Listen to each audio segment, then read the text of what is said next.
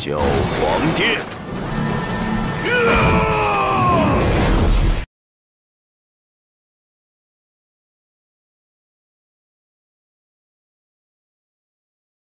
Pertarungan untuk memperebutkan tempat di babak terakhir telah dimenangkan tim Shrek dengan jurus pamungkas Tarzan, sekaligus kerjasama semua rekan timnya. Setelah itu mereka kembali beristirahat untuk mempersiapkan taktik dan strategi terbaik untuk bertarung melawan musuh terakhir tim unggulan Aulawuhun. Tak satu pun dari mereka yang terluka setelah pertarungan tersebut. Namun yang jelas, kekuatan jiwa mereka telah banyak terkuras, terlebih dengan Tarzan yang menggunakan teknik tertinggi tubuh jiwanya. Meski mereka berhasil menjalankan taktik dengan baik, yakni menggunakan teknik penggabungan 7 jiwa dan mengalahkan lawan dalam waktu singkat, tapi semua itu tidak sesuai dengan rencana di awal atau salah perhitungan. Karena saat itu Guru Sogeng tidak menyangka jika ternyata Tarzan dapat menggunakan teknik tubuh jiwanya, yang tak lain teknik itu merupakan jurus pamungkas bagi tim Shrek. Dan yang menjadi masalahnya, musuh mereka telah mengetahui kekuatan sebenarnya dari tim Shrek tersebut. Sehingga dari itu, Tarzan tak bisa lagi menggunakan tubuh jiwa sejatinya untuk melawan tim undian di babak final nanti. Tak hanya itu, jika Tarzan terus menggunakan teknik tersebut, dikhawatirkan jika kondisi jiwa Tarzan yang saat itu belum stabil, malah akan menyebabkan jiwanya terluka parah. Dengan musuh yang mempunyai level tinggi tapi mereka tidak bisa menggunakan teknik terbaik untuk mengimbanginya, tentu hal itu membuat mereka harus berpikir hati-hati untuk mencari cara lain. Sementara itu, Paus Bibidong berpesan ke 7 petarungnya untuk tidak khawatir jika Tarzan kembali menggunakan teknik tubuh jiwanya. Dan yang terpenting bagi mereka hanyalah menggagalkan penggabungan 7 jiwa tim Shrek tersebut dengan kekuatan yang sebenarnya dari tim Muhundian.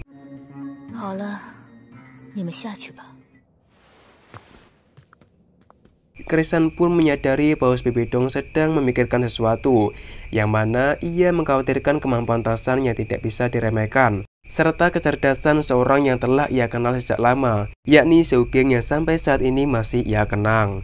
Dan terbukti dengan keberhasilan tim Shrek dalam menguasai teknik penggabungan 7 jiwa dengan atribut yang berbeda.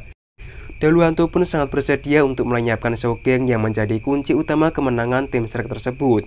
Namun Bibidong tak menyetujui hal itu, karena jika seorang tetua kehormatan alias Sogeng mati di kota Wuhun, maka itu sama halnya akan merusak reputasi Aulawuhun.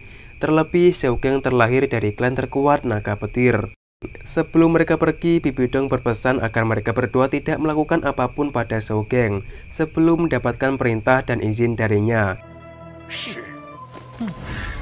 Karena sebenarnya Bibidong masih mempunyai rasa pada Sogeng, dan semua itu ia lakukan demi keselamatannya.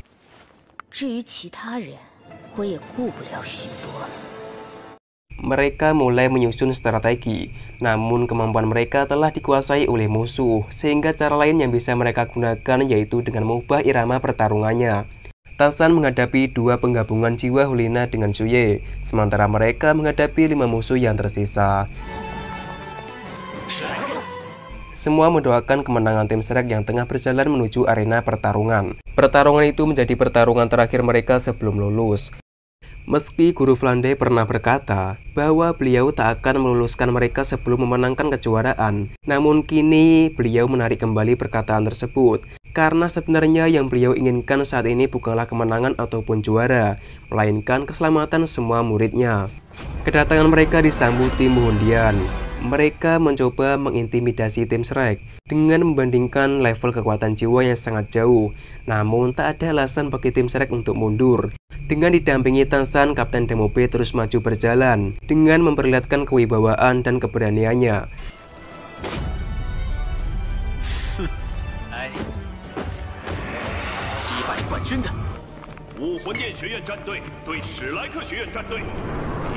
Kedua tim terkuat telah saling berhadapan dan pertandingan yang sangat dinanti-nantikan pun dimulai.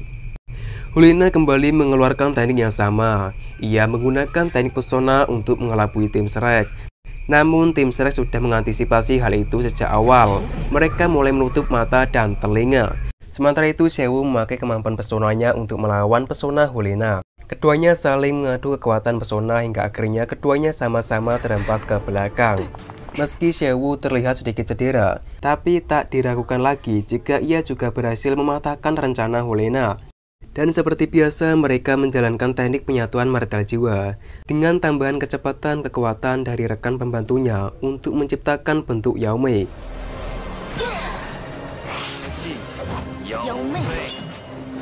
Mereka semua tenggelam dalam area kabut tebal yang menghalangi penglihatan. Tak hanya itu, kabut tebal itu juga menyebabkan kemampuan semua indera mereka berkurang 50%, serta kekuatan dan gerakan yang juga ditekan sampai 50%. Bahkan seorang Doludokubo pun juga tak bisa memata-matai gerakan mereka. Kabut merah semakin menebal dan mereka tak bisa lagi melihat apapun. Saat itulah Tansan menggunakan mata ungunya untuk melihat perkembangan serangan musuh. Kekuatan jiwa yang semakin melemah membuat situasi mereka semakin terdesak. Sementara Yaomei melancarkan serangan pertamanya. Dengan segera Tansan pun memakai martel rumputnya dan mengeluarkan semua rekannya dari area serangan Yaomei.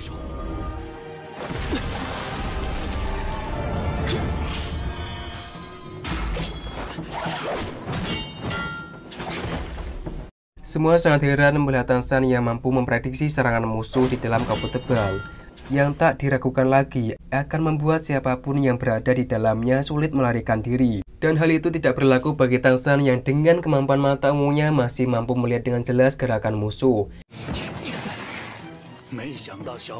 Namun Yaomei langsung memperlebar area serangan sehingga mereka kembali masuk dalam area kabut.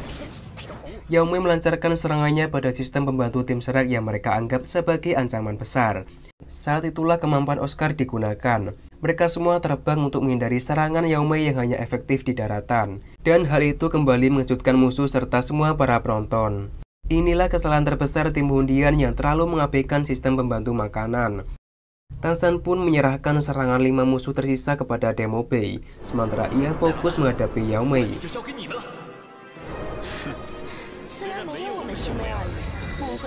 Mereka sangat sombong dengan level kekuatan jiwa yang sangat tinggi, sehingga terpaksa Tansan pun harus mengimbangi kekuatan mereka dengan mengeluarkan tulang jiwa laba-labanya. Semua kemampuan yang Tansan miliki sangat jauh dari ekspektasi Yaomei, dan musuh tidak menyadari jika tulang jiwa laba-labanya mampu memperlemah kabut tebal itu. Terlebih lagi dengan kemampuan geraknya yang semakin gesit, serta bentuk kedelapan kakinya yang menyerupai pisau yang siap menusukkan racun ke dalam tubuh musuhnya.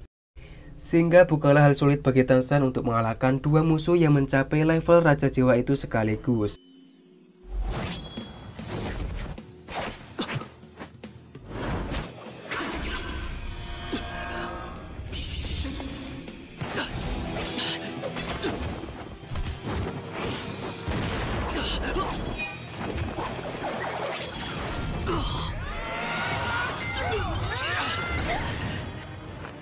Meski tulang jiwa Tansan sudah mengalami beberapa kali peningkatan, tapi kekuatan serangan bilah bulan Yaomei jauh dari perkiraannya, hingga membuat tulang jiwanya hampir terpotong. Sementara itu mereka menghadapi musuh yang berada di luar.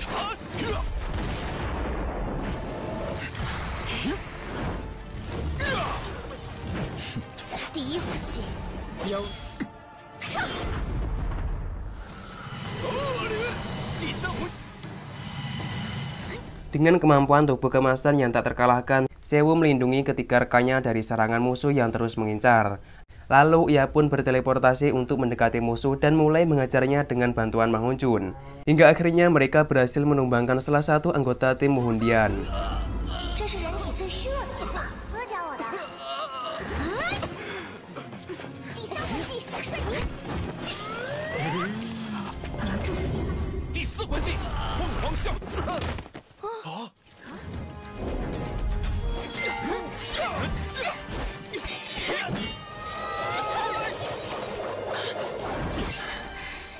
Sementara itu, serangan bilah bulan Yaomei yang berhasil Tansan hindari membuat Demobei yang di luar harus semakin berhati-hati.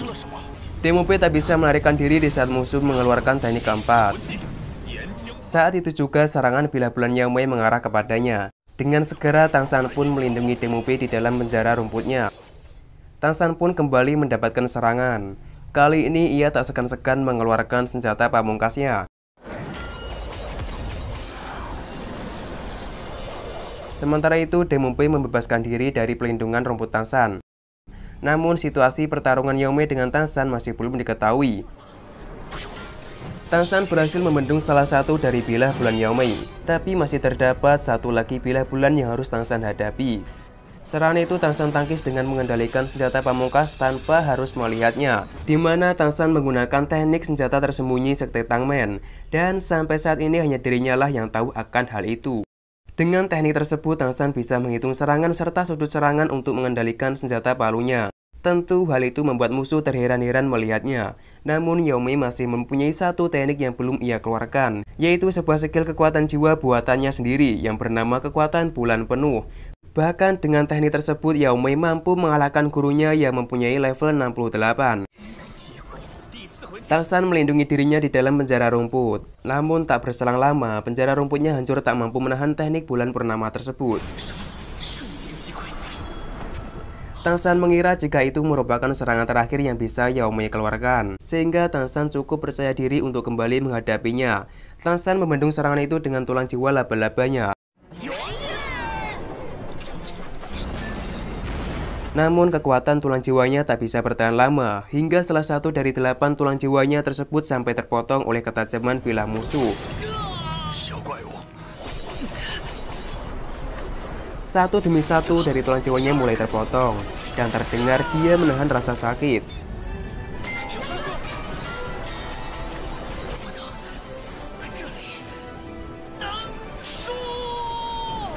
Hingga akhirnya ia pun kembali menggunakan palu hatian untuk menghentikan serangan tersebut. Kabut merah mulai menipis sehingga mulai terlihat 8 kaki tulang jiwanya yang terpotong. Oscar pun langsung memberi Tang San sosis pemulihan, namun hal itu langsung digagalkan musuh. Ning Rongrong pun memberi Tang San bantuan penguatan kekuatan jiwa, sementara pihak musuh juga melakukan hal yang sama. Su Ye mengaku jika bakat dirinya tak sebaik yang dimiliki Tang San, dan hal itu baru pertama kalinya generasi emas Wu Hondian memuji musuhnya. Tang San kembali bangkit dan terlihat ia sedang mempersiapkan sesuatu. Itulah kekuatan tulang jiwa Tang San yang sebenarnya. Potongan demi potongan tulang jiwanya mulai ia satukan kembali. Dengan sombongnya mereka berhasil mengagalkan penyatuan itu, dan mereka mengira jika Tang San telah kalah.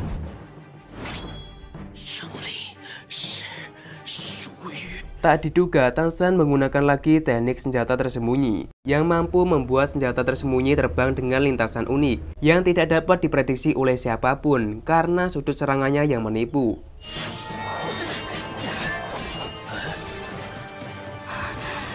Ya, Tang San mengendalikan potongan dari tulang jiwa laba-labanya hingga berhasil menyayat sekaligus menusukkan racun dan membuat 6 musuh tumbang sekaligus.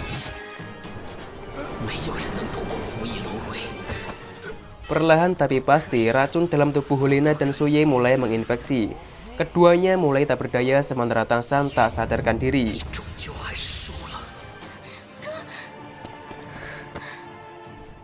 Terlihat tim Wu Hondian hanya menyisakan satu petarung.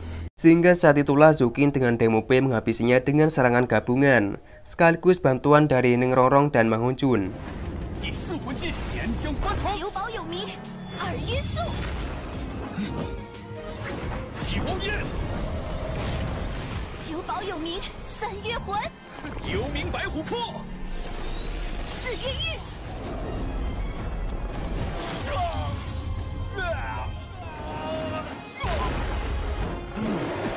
Melihat tim Wu Hondian yang semakin tak berdaya, Dekubu pun memperingati Paus Bibidong akan tulang jiwa laba-laba Tang San yang mengandung racun, dan hanya Tang San lah yang mampu menghilangkannya.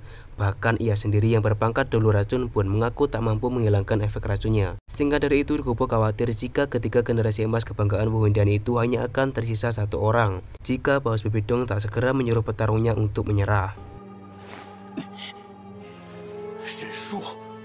Tim Wu Hondian pun mengaku kalah sementara tim Shrek dinyatakan sebagai pemenang. Semua guru terlihat sangat terharu melihat tim Shrek yang berhasil memecahkan rekor dalam sejarah pertandingan, mengalahkan tim terkuat dari Wu Hondian. Setelah itu Patrak Ning pun mengeluarkan kemampuan ketiga penguatan jiwa sekaligus kemampuan ke-6 pemulihan untuk mereka semua. Namun tiba-tiba Xiao tak sengaja menjatuhkan Raja Bunganya. Dan seketika ia mengeluarkan aura aneh yang hanya bisa dirasakan ahli jiwa berpangkat dulu saja.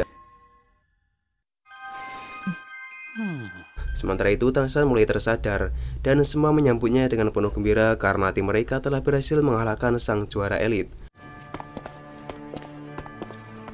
Paus Bebekdong mengucapkan selamat atas keberhasilan mereka, dan ia pun langsung menyuruh Tangsan untuk segera menolong semua petarungnya.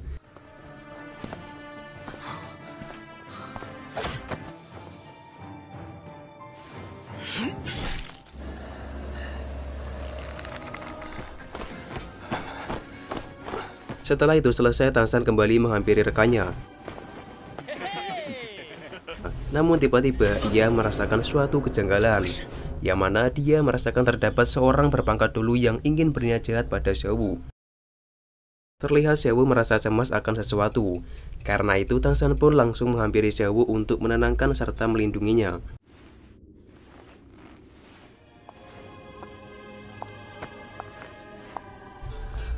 Paus Bebekdong mulai mengeluarkan 3 tulang jiwa sebagai hadiah untuk mereka. Dan sebagai seorang kapten tim, Tim Mube meminta Tangsan untuk maju menerima hadiah mewakili tim Shrek. Karena Kapten Mube menyadari Tangsanlah yang lebih banyak melakukan perjuangan untuk kemenangan tim mereka. Di sana, Paus Bebekdong menawari Tangsan agar mau menjadi bagian dari aula wuhunnya. Tangsan pun menolak tawaran itu dengan sopan, karena ia tak ingin dikekang oleh aturan aula wuhun yang mengikat.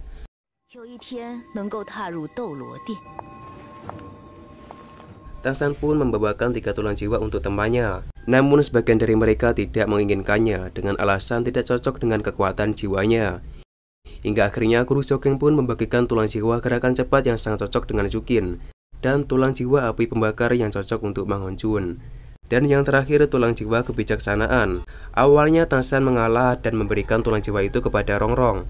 Namun Ning Rongrong langsung menolaknya dan menyerahkan kembali tulang jiwa itu kepada Tangsan. Sebagai gantinya, Tangsan pun memberi tulang jiwa yang lebih cocok untuk Ning Rongrong.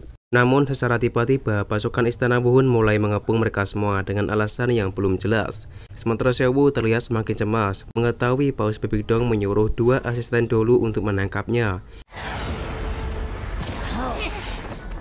Dengan sikap Dolu Pedang langsung menghentikannya. Semua prajurit istana mulai dikeluarkan.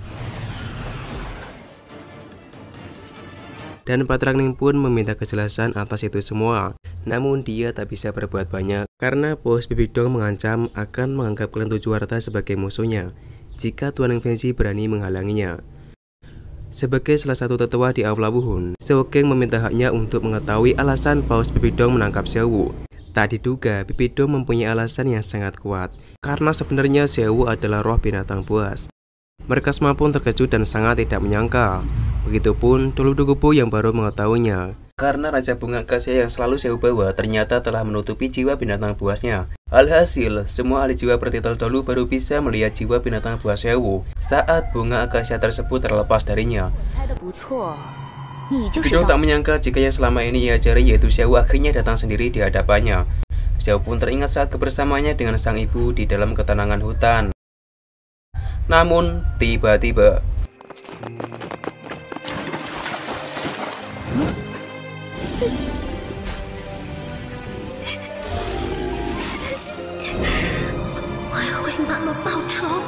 Tangsan pun menjelaskan jika sebenarnya dirinya sudah mengetahui itu sejak lama saat setelah kemampuan mata ungunya mengalami peningkatan.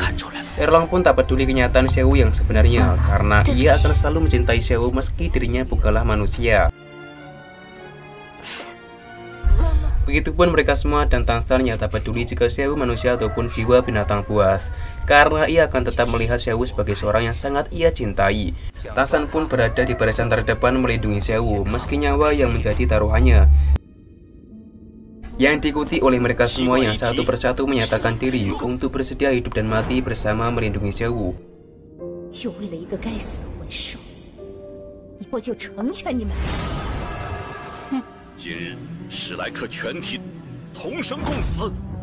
Ketika guru menjalankan teknik segitiga emas, sementara Dukubu berencana akan menyelamatkan Tangsan dan Xiaowu. Namun Bebekdong yang menyadari itu langsung melumpuhkannya. Bebekdong mengeluarkan cincin jiwa merah 100.000 tahun. Itulah cincin jiwa milik Ibu Xiaowu yang telah mati di tangan Bebekdong.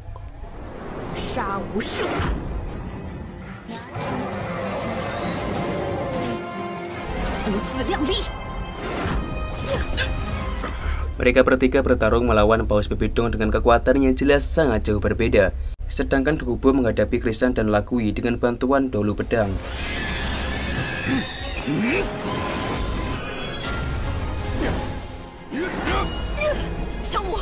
Melihat para guru yang berusaha melindunginya, membuat Xiaowu teringat kembali dengan pengorbanan ibunya yang saat itu juga berusaha melindunginya.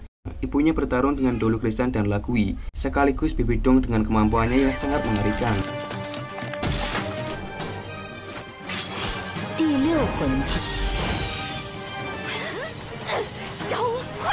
Ibunya melindungi di saat serangan Bibi Dong berhasil menembus pertahanan dan hampir mengenainya.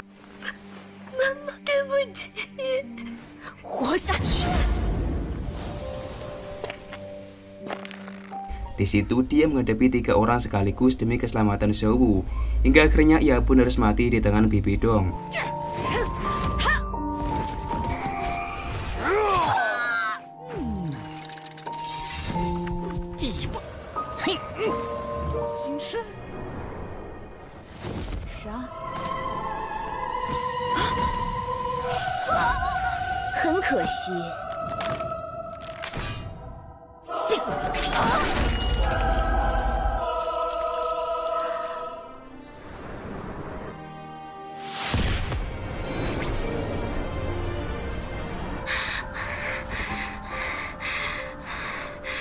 Dan kini Xiaowu tak ingin semua orang yang ia cintai harus mati demi melindungi dirinya. Dia pun mulai melangkah untuk mengorbankan diri demi keselamatan mereka semua.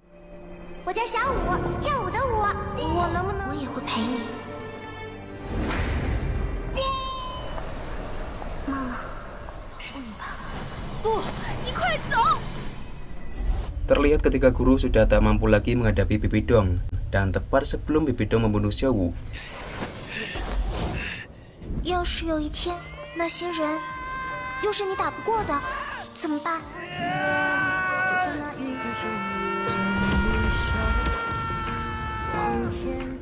Ya, dialah Dolu Haotian, manusia terkuat di muka bumi, yang saat itu tak siapapun yang bisa menandinginya.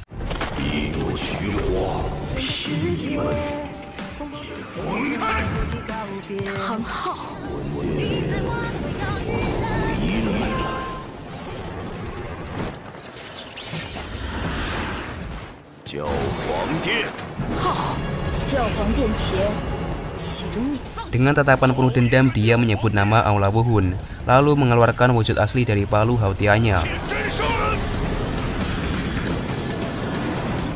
Paus Bibi Dong pun dengan sigap membendung kekuatan besar itu dengan dibantu 2 Dolu asistennya.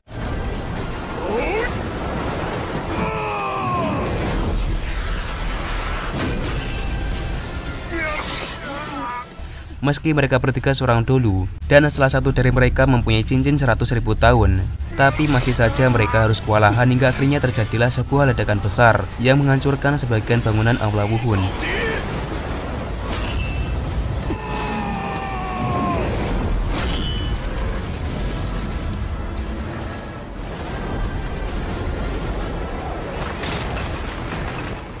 Dan tidak dapat dibayangkan jika Tang Hou terus mengeluarkan serangannya. Namun, ia memilih untuk pergi dengan membawa Tang San dan Xiaowu. Sebelum pergi, Tang Hou berkata, jika urusannya dengan Aula Wuhun belumlah berakhir, suatu hari ia akan kembali untuk mengambil apa yang harus menjadi miliknya kembali.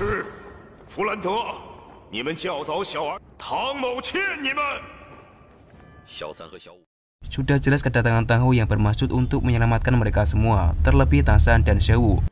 Dan sebenarnya dia tak berniat menyerang Paus, melainkan menyerang istana Paus yang menjadi salah satu simbol dari Aula Wuhun. Xiaowu yang seharusnya menjadi mangsa Bibi Dong pun harus pergi begitu saja di bawah Tang Hou. Namun dia tak mengizinkan 2 asistennya itu untuk melakukan pengajaran, karena ia menyadari Tang Hou tetaplah Tang Hou, seorang dengan kekuatan super dahsyat yang dirinya pun belum tentu mampu mengimbanginya. Paus Bibi Dong pun pergi dan membiarkan mereka semua untuk meninggalkan Aula Wuhun. Mereka semua meninggalkan Aula Wuhun, dan kini sesuai keputusannya, Guru Flandey telah meluluskan semua muridnya dan mengizinkan orang-orang untuk pergi pulang dengan ayahnya. Saat itu juga Oscar memohon kepada Patrackning agar mengizinkannya gabung dengan klan Tujuwarta. Tentu, Patrackning pun menerimanya dengan senang hati, karena klan Tujuwarta akan selalu terbuka untuk mereka. Namun Deng Mubei dan Zhu Qin tetap dengan rencananya untuk pulang ke kerajaan Xinglou. Sementara Meng Jun memutuskan untuk berkelana keliling benua dan menikmati kebebasan seperti halnya Tang San, lalu kembali ke akademi untuk membantu guru di masa depan.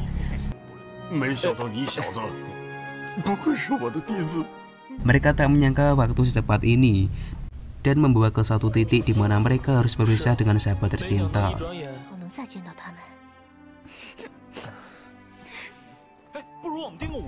Mang Jun pun mempunyai ide brilian, di mana mereka semua harus berjanji dapat 5 tahun ke depan, 7 anggota tim Shrek akan bertemu kembali untuk bersatu di Akademi Shrek. Mereka semua pun saling memandang ke belakang dan melihat sahabat untuk terakhir kalinya.